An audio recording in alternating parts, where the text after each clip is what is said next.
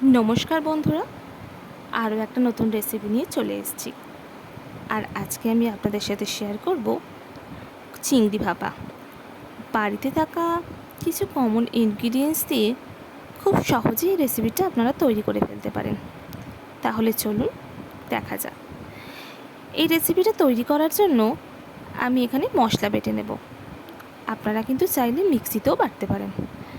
এখানে আমি সর্ষে পোস্ত আর 3টে কাঁচা লঙ্কা নিয়ে নিয়েছি, আর নিয়ে নিয়েছি কিছু বাদাম। এগুলোকে ভালো করে আমি বেটে নেব।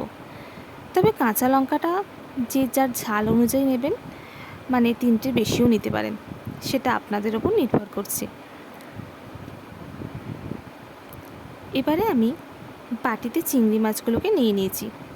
চিংড়ি মাছগুলোকে আমি আগে থেকেই ধুয়ে রেখে দিয়েছিলাম, পরিষ্কার করে রেখে দিয়েছিলাম। এবার আমি চিংড়ি মাছেতে অ্যাড করব হলুদ, লবণ আর ওই আগে থেকে বেটে রাখা মশলাটা।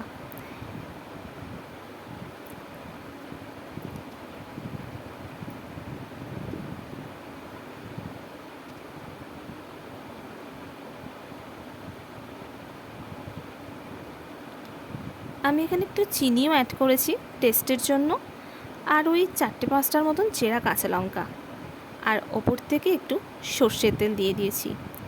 এগুলো প্রত্যেকটা জিনিসকে দিয়ে আমি ভালো করে মাখিয়ে নেব।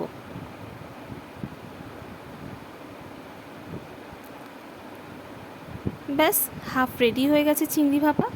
এবার শুধু একটা এয়ারটাইট কৌটোর মধ্যে দিয়ে আর ওই বাটি ধোয়া জলটা ওটাতে দিয়ে কৌটোর ঢাকনাটা আটকে দেব।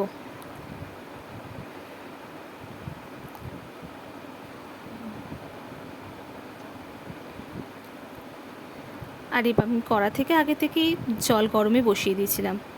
এবার আমি কৌটোটা বসিয়ে এবার এটাকে আমি চাপা দিয়ে দেব। ওই 20 থেকে 25 মিনিটের মতন আমি রাখবো, মানে ভাপে হতে দেব। আর অবশ্যই কিন্তু গ্যাসটাকে একদম কমিয়ে দেবেন। দেখুন রেডি। অবশ্যই কিন্তু ট্রাই করে দেখুন।